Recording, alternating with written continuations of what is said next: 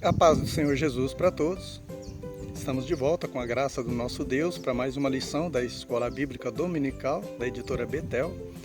Hoje nós estaremos fazendo apenas um resumo da lição de número 5, que fala sobre a lei da responsabilidade pessoal.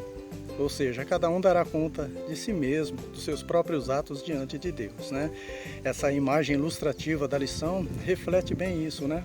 É típica de alguém que diz, né? Meu Deus, o que eu fiz, né? E ninguém vai se responsabilizar por aquilo que nós fazemos, né? Senão nós mesmos, tá bom? Então é sobre isso que nós vamos estar falando hoje. Se você gostar desse pequeno resumo, não se esqueça de deixar o seu like, tá bom?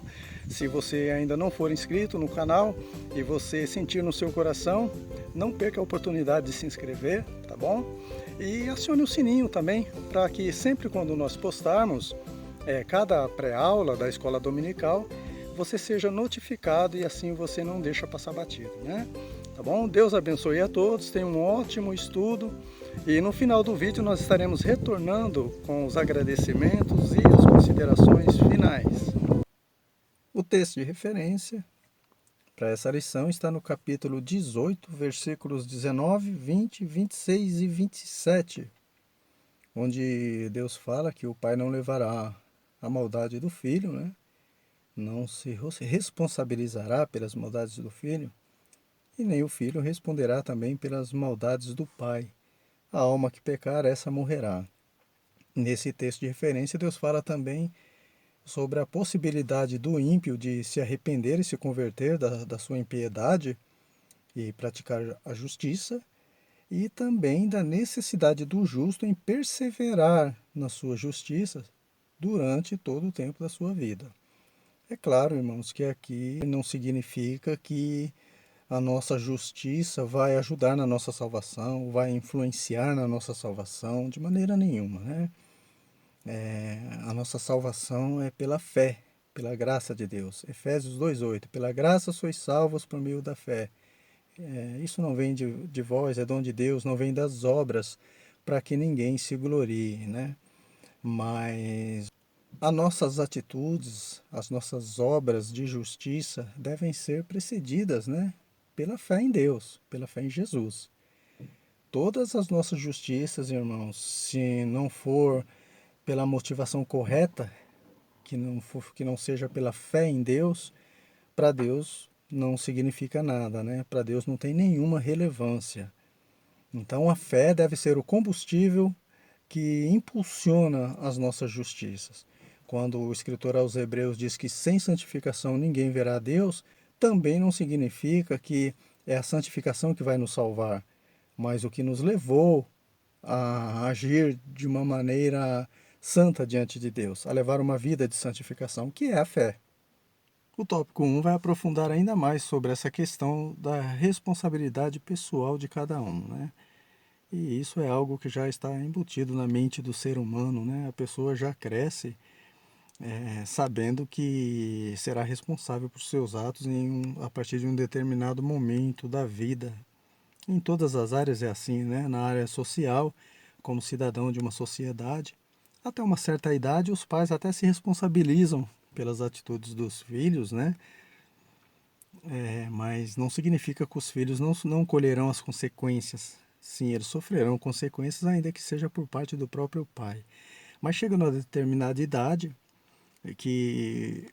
quando ele passa para a maioridade, né, ele será responsável por seus próprios atos. Enfim, né, em todas as áreas é assim. Na vida financeira, a mesma coisa. O filho não vai ser sustentado pelos pais a vida toda, né? Chega num determinado momento que ele vai ter que trabalhar com suas próprias mãos, ter o seu próprio sustento. E na vida espiritual não é diferente, irmãos, no que diz respeito à eternidade, né? E observe aí no item, nessa lição, que fala também da importância das nossas atitudes para com o próximo. Aí ele pergunta: como está o meu relacionamento com Deus? Qual a minha responsabilidade no estado em que se encontra meu relacionamento com Deus? Talvez alguém possa questionar, mas o que tem a ver aqui atitudes com o próximo com o relacionamento com Deus? Simples, irmãos, porque não tem como a gente dizer que tem um bom relacionamento com Deus se não tivermos, né, um bom relacionamento com o próximo, com os nossos irmãos também. A Bíblia diz, né? Aquele que diz que ama a Deus, mas aborrece seu irmão, é mentiroso, né? Não tem como, irmãos, ter comunhão com Deus se não tiver comunhão com o próximo. E se a gente fizer algo para qualquer um dos discípulos de Jesus, seguidores de Jesus, a gente estará fazendo como se fosse para o próprio Senhor, porque o Senhor Jesus habita na vida de cada um dos crentes, né? Então, para mim ter um bom relacionamento com Deus, eu preciso ter um bom relacionamento com o meu próximo também. O item 1.1 fala sobre a tendência humana de transferir responsabilidade, né? E aí diz que desde o primeiro casal, nós vemos a tendência humana de explicar suas atitudes com as atitudes do outro, né? Aconteceu isso lá no Éden, quando aquele casal pecou, comendo do fruto que Deus havia proibido. O Adão, ele jogou a culpa, queria jogar a responsabilidade em Deus, né? E depois na própria mulher, na Eva, né? Foi a mulher que tu me deste por companheira. Ela me deu do fruto e eu comi, né? Então eu não tenho responsabilidade nenhuma nisso que eu fiz. A responsabilidade é toda do Senhor e é toda dela também. Um absurdo, né, irmãos? E a mulher, por sua vez, jogou a responsabilidade também no diabo, né? Foi a serpente, ela que me enganou, né? Então, irmãos, não adianta a gente querer jogar a responsabilidade no outro, né, daquilo que nós fazemos, irmãos. E nem no diabo também, porque apesar do diabo ser um influenciador de todo tipo de pecado, de todo mal, o diabo ele não tem poder para nos obrigar a nada. Ele somente tenta. Agora o homem, sim, né? Muito pelo contrário, né? O homem, Deus deu poder ao homem para resistir ao diabo e ele fugir de nós. E a palavra do Senhor diz também que Deus não nos permitirá ser tentado acima do que nós possamos suportar. E Deus também nos deu o espírito humano e também o Espírito Santo, uma vez que a pessoa é cristã, né? Para saber discernir entre o bem e o mal, irmãos, tá bom? Quando o homem não é crente, ele tem o espírito humano, né? E o espírito humano é o que faz o homem raciocinar, o homem pensar. Ele já tem essa capacidade de discernir entre o bem e o mal, né? Mas o pecado, ele ofuscou essa imagem e semelhança de Deus que o homem tinha, né? O homem agora passa a achar que aquilo que é bom é mal, né? Tipo, levar uma vida de renúncia ao pecado. E ele já acha que aquilo que é mal é bom, né? Quando é se deleitar no pecado.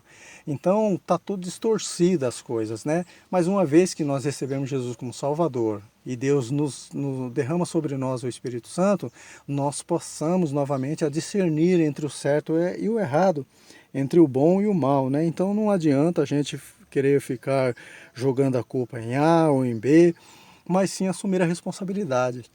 E para isso, irmãos, é necessário a humildade, né? A pessoa assumir o seu próprio erro.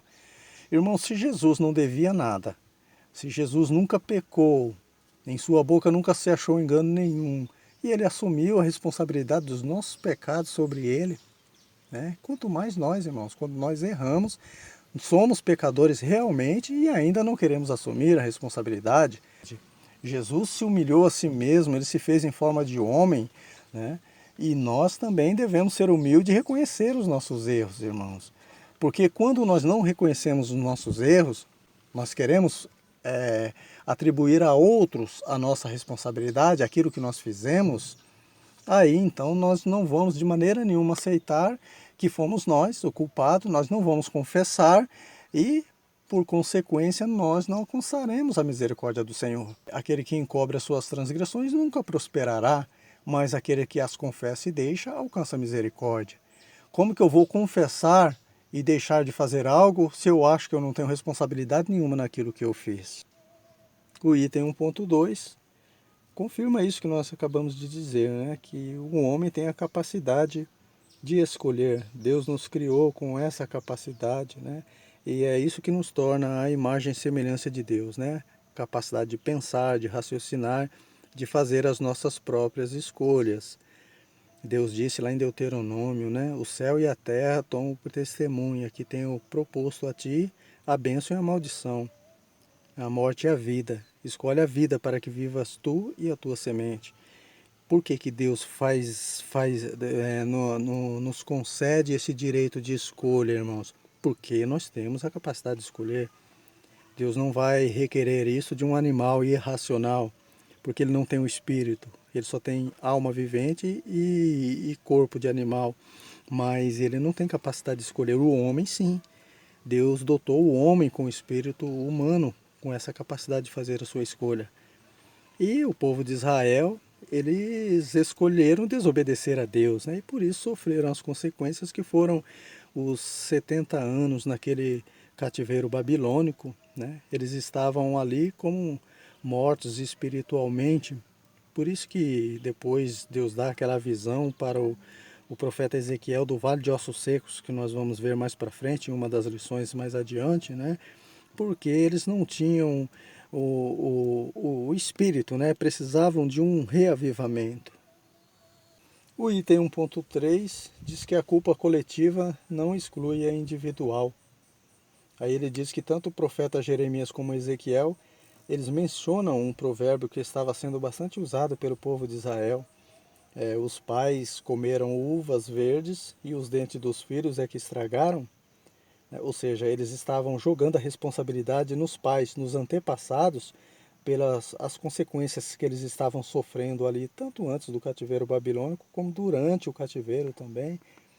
Eles queriam atribuir aos seus pais. E ainda que os pais realmente eles não eram de bons testemunhos, né? As gerações anteriores, eles realmente tinham cometido pecados graves, mas não justifica, irmãos, não justifica a conduta das pessoas, e eles não podem usar isso como argumento, porque o ambiente que nós vivemos, mesmo estando nos influenciando para o mal, nós temos a capacidade de escolher, irmãos, entre o mal e o bem. Então isso não vai nos justificar diante de Deus de maneira nenhuma, né? Então eu tenho dito aqui, irmãos, que maldição hereditária, isso é heresia, e isso é um falso ensino, né? Quando Deus disse que visitaria a maldição dos pais até a quarta geração, é porque Deus, já em sua onisciência, sabia que até a quarta geração os filhos seguiriam os mesmos erros que os pais, mas não que os filhos iriam sofrer como consequência pelo que os pais fizeram, né?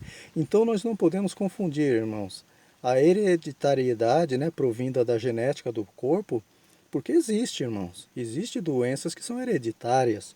Claro que existe, é um problema genético que está no corpo humano. Nós não podemos confundir isso ou fazer essa ligação com maldição hereditária, ou seja, consequências herdadas dos pecados dos nossos antepassados. Deus não julga dessa forma. O tópico 2 fala sobre a possibilidade de ser diferente, né? Tanto no que diz respeito às maldades dos antepassados, irmãos, nós podemos ser diferentes deles, quanto das suas justiças também. Às vezes os nossos antepassados andavam em justiça e às vezes nós fazemos coisas injustas diante de Deus, agimos de maneira ímpia diante de Deus. Então, é possível o pai ser um tranqueira, vamos dizer assim, né? Me desculpe a expressão, e o filho ser um homem de Deus. Como também é possível o pai ser um santo homem de Deus e o filho desandar. Nós temos exemplos bíblicos, irmãos, relatos bíblicos sobre isso. Um grande exemplo disso é o Samuel, o profeta Samuel. Ele era um homem de Deus, ele foi profeta, ele foi juiz, ele foi sacerdote, e só que os seus filhos, eles desandaram, né? Eles seguiram por outros caminhos, o caminho da desobediência a Deus. Inclusive esse foi o motivo pelo qual o povo usou como argumento que não queria mais juiz em Israel, queria um rei como todas as nações, né? O certo seriam os filhos de Samuel seguir a linhagem, né? Substituírem o profeta Samuel como juiz ali em Israel, mas eles desandaram e aí o povo rejeitou a eles, né? Por que que eles não andaram nos caminhos do profeta Samuel, na obediência que o profeta Samuel tinha por Deus, irmãos? Será que o profeta Samuel não ensinou eles? Claro que ensinou, né? A gente interpreta que sim, a gente entende que ensinou, porque senão, irmãos, Deus iria repreender Samuel se ele não tivesse ensinado seus filhos. Deus não fez isso com Eli? Ele não repreendeu os seus filhos como deveria, não é? Quando os filhos faziam mal aos olhos do Senhor, e Deus cobrou também de Eli por não ensinar os seus filhos. Então, irmãos, às vezes o pai até ensina os filhos, mas os filhos podem desandar também, né? Não significa que vão seguir os mesmos caminhos. Talvez alguém questione, talvez alguém entre em parafuso, mas irmão, Provérbios diz que nós devemos ensinar um menino no caminho que ele deve andar e quando ele crescer ele não se desviará. Mas irmãos, eu não entendo dessa forma, né? Eu entendo que os caminhos que o pai ensinou não desviará do filho. Por onde o filho andar, o filho desandou, saiu da presença do Senhor, aonde ele estiver, os caminhos que o pai ensinou, a semente que foi plantada estará ali. E a qualquer momento vai brotar, vai geminar e vai dar fruto. Isso foi o que aconteceu ali naquela parábola do filho pródigo, né? A semente que o pai plantou, né? Que o pai era uma pessoa misericordiosa, que o pai ensinava o menino sabia, e quando ele estava lá comendo bolotas dos porcos, aquela semente plantada no coração dele brotou e fez ele voltar novamente para a casa do pai. O item 2.1 mostra outros exemplos sobre isso que o item 2 acabou de dizer, né, que nós citamos também. Ele cita aí também 4 exemplos bíblicos das gerações dos reis de Judá, todos da mesma família, da mesma linhagem, né? Ezequias, Manassés, Amon e Josias. Eles tiveram posturas diferentes no relacionamento com Deus, mesmo diante das advertências divinas através dos profetas, né, que eram a mesma para todos eles, para todas as gerações. Deus não muda. Os princípios são os mesmos para todos, só que uns andaram de uma forma e outros de outras formas. Mesmo sendo influenciado pelos pais, seja para o bem ou para o mal. Nós temos o exemplo de Ezequias, que foi um ótimo rei, fez o que era reto aos olhos do Senhor, derrubou os altares que seu pai levantou, o rei Acaz, né? Ou seja, o pai de Ezequias já era um idólatra, já era um ímpio, já era alguém que fazia mal aos olhos do Senhor. Ezequias já não seguiu o exemplo dele. Ezequias derrubou os altares que seu pai levantou. Já o filho de Ezequias, o Manassés, fez o que era mal aos olhos do Senhor, tornou a levantar os altares que seu pai tinha derrubado, e depois, quando ele foi afligido pelos assírios, né, ele até raciocinou, pensou, porque ele tem essa capacidade, o ser humano tem essa capacidade, e ele orou e se voltou ao Senhor e conseguiu encontrar misericórdia, irmãos. Só que o filho de Manassés, ele foi influenciado pelas atitudes do pai, né? Tanto para fazer o que era mal, quanto para fazer o que era bem também. Mas só que o Amon, ele escolheu seguir os primeiros passos do pai Manassés, né? Antes dele se arrepender, se converter ao Senhor, fazendo o que era mal aos olhos do Senhor.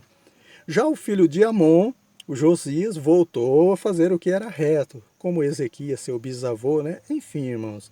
Os irmãos percebem que há uma oscilação nas influências familiares, irmãos, né?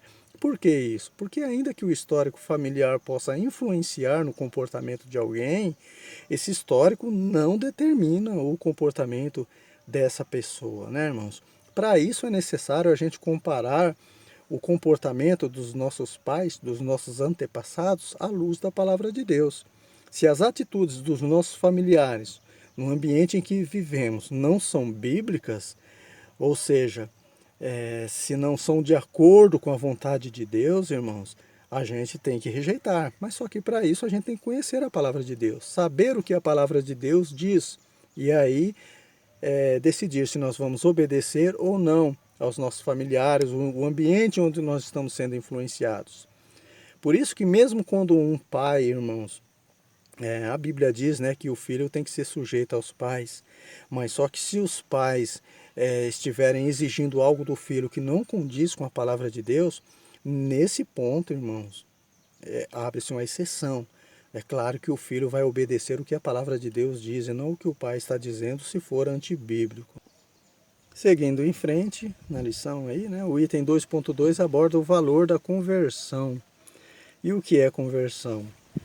Conversão no hebraico, que é o idioma original, né, do Antigo Testamento, é usado para expressar mudanças de reações, né, de atitudes, sentimentos, entre outros, né? Quando, por exemplo, você está dirigindo um carro à noite rumo a um abismo, você acende o farol e vê que está adiante de um perigo iminente, você faz a conversão e prossegue por um caminho melhor, não é assim? Na vida espiritual é a mesma coisa, irmãos, tá bom? A conversão no sentido espiritual é a mesma coisa.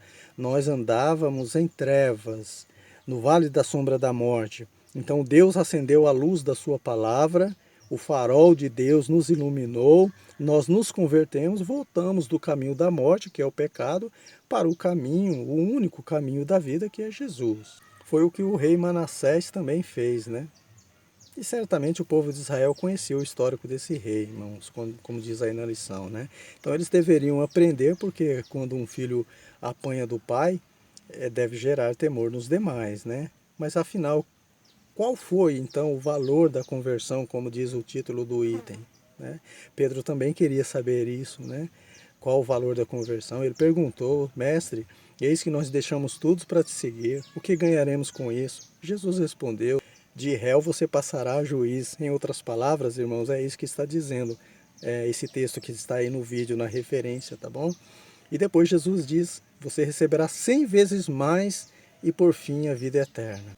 Por isso que é muito relevante, né? É muito importante a resposta humana diante da advertência de Deus, através da sua palavra, né? Como diz o item 2.3, o povo de Israel dizia que o caminho de Deus é injusto devido a tudo que eles estavam sofrendo ali, achando que era consequência pelo que os pais faziam. Só que o salmista, inspirado pelo Espírito Santo, lá no Salmo 18, versículo 30, diz que o caminho de Deus é perfeito. Porque os caminhos de Deus não são os nossos caminhos, né, irmãos? Os caminhos de Deus são perfeitos. E muitas vezes, porque nós estamos colhendo algo que nós fizemos, nós achamos que Deus é injusto. Então cabe a nós refletirmos. Qual tem sido nossa resposta quando nós ouvimos a advertência da palavra de Deus? Seja numa pregação, no culto, seja na escola bíblica dominical. Nós achamos que é um duro discurso, quem poderá ouvir? Ou nós achamos que é palavra de vida eterna, aceitamos e nos convertemos? Fato é, meus irmãos, que Deus não quer que ninguém se perca, né? Antes que todos sejam salvos, como diz o tópico 3, né? Inclusive o ímpio, se ele se converter de sua impiedade, né? Por quê? Porque Deus criou o ser humano para viver eternamente. Quando Deus criou o homem, lembra que nós comentamos em um dos vídeos anteriores, né? Deus diz que eis que é tudo muito bom. Então Deus sabe, irmãos, que o homem, por mais que ele esteja sujo no lamaçal do pecado, por trás de toda essa sujeira tem um diamante muito precioso aos olhos do Senhor, que não tem recursos no mundo que possa pagar. Deus conhece a sua criação, irmãos. Ele tem demonstrado esse cuidado, né? Como diz aí no item, com a restauração da criação humana, desde a queda no Éden, né? Primeiro anunciando a vinda da semente da mulher, a vinda de Jesus, como solução para a morte, que passou a ser uma realidade para o homem após este pecar. Também você vê o cuidado de Deus com o ser humano, ao providenciar vestes para cobrir a nudez de Adão e Eva. Depois você vê Deus preservando Noé e sua família nas águas do dilúvio para dar continuidade na existência humana. Deus chamando Abraão e revelando o seu plano para abençoar todas as famílias da terra, né? Inclusive a minha e a tua família também, louvado seja Deus. Ou seja, Deus tem cuidado de nós, irmãos, de cada um de nós, porque Ele é o mesmo, né?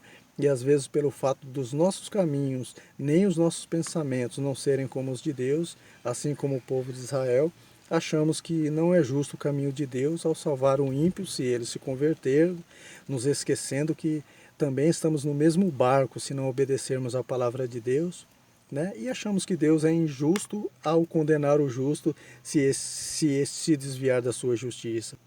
Só que esse desejo de Deus em salvar a todos, inclusive o ímpio, né, não anula o seu juízo, né? Como diz aí o item 3.1. Não é porque o Pai nos ama que o Pai não vai nos bater, Ele vai nos corrigir sim, né? Porque Ele nos ama. E Deus é pleno, irmãos, em todos os seus atributos. Deus é completo. Então, um atributo de Deus não anula o outro. O fato de Deus ser misericordioso não vai anular a justiça de Deus. E a mensagem de julgamento de Deus É um princípio bíblico, né? Como diz aí o item, era algo peculiar nas pregações de Jesus, de João Batista e de tantos outros. E também não deve ser omitida nos nossos dias, né?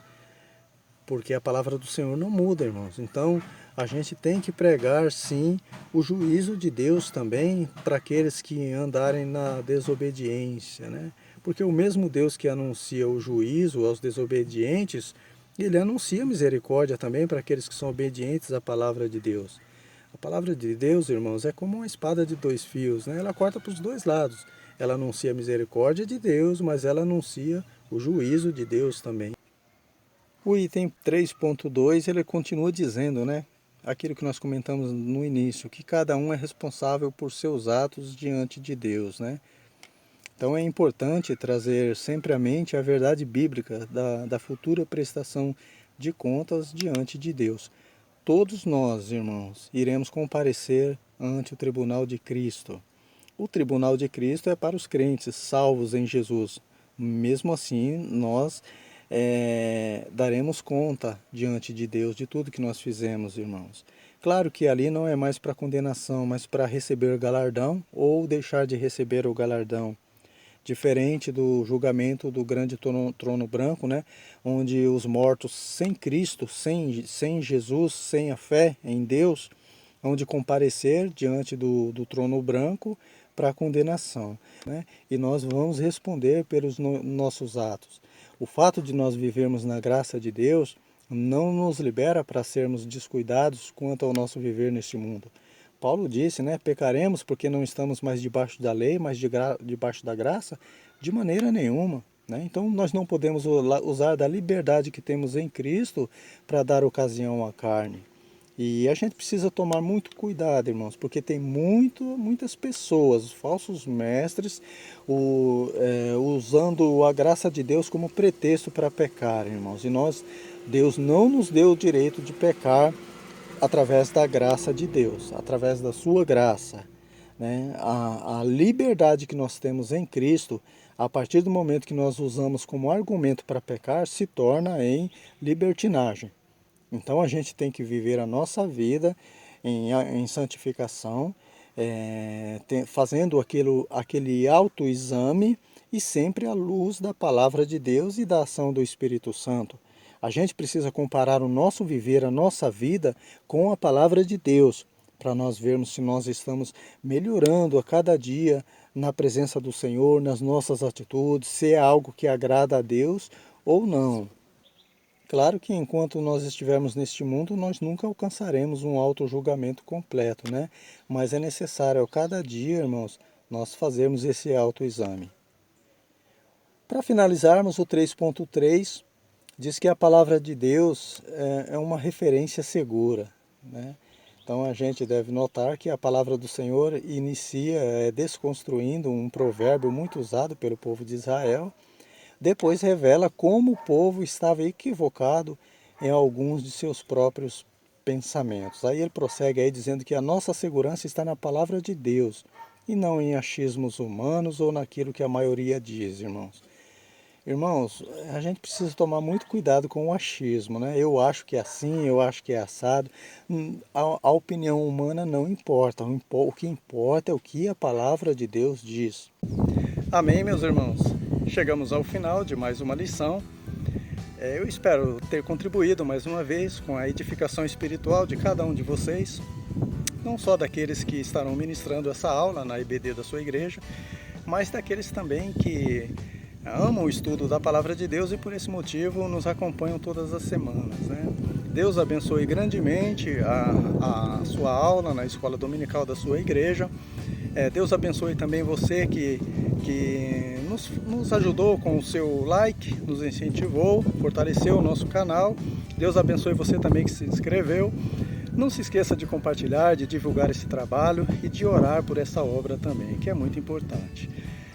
Se Deus nos permitir, na próxima semana nós estaremos retornando para refletirmos na lição de número 6, que vai falar sobre as parábolas do livro de Ezequiel, tá bom? Deus abençoe a todos, tenha uma ótima semana e até o próximo domingo, a próxima lição, se assim for da vontade do Senhor.